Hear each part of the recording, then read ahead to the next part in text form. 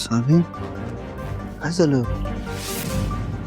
एवढी अशी दचकून का उठलीस तू?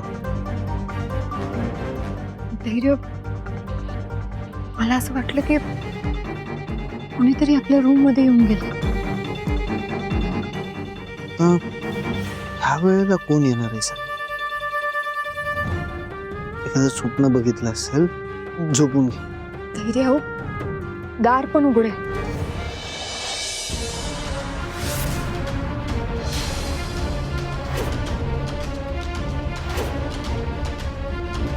मी खरं सांगते, मला खरंच असं वाटतं की कोणीतरी येऊन गेलं आपल्या रूम मध्ये.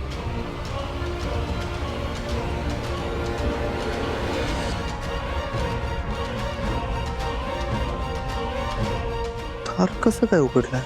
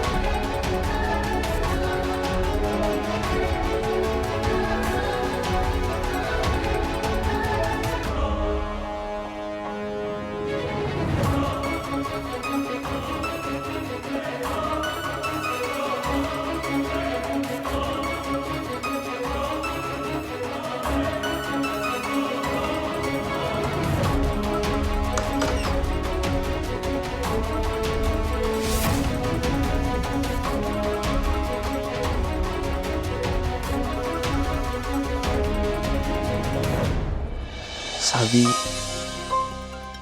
बाहेर कुणीच नाहीये. तुला भास झाला असेल. अहो पण मग दार कसं काय उघड? उघडलं असेल की वाऱ्यानं. कडी लावायची राहिली असेल बहुतेक, त्यामुळे वाऱ्यानं उघडलं. एवढं काय तर. सावी, आता उगाच विचार करत बसू. सांगितलं ना, कुणी नाहीये तिकडे. आणि एवढ्या रात्रीचं कशाला येईल बरं कोणी?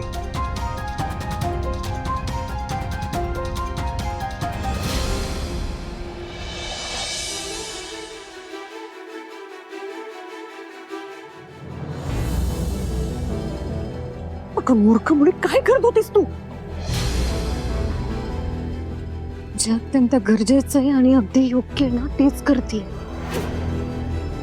भले तुम्ही त्या धैर्य आणि सावीच्या नात्याला एक्सेप्ट केलं असणार, पण मी नाही.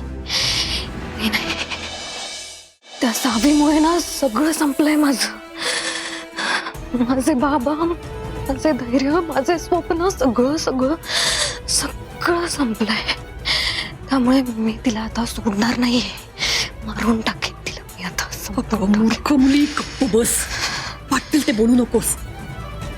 अगं मूर्ख मुली, तू तुझ्या बाबांना गमावलेस तसं मी माझ्या सख्ख्या भावाला पण तर गमावलं ना. त्या सावीमुळे ना, म्हणूनच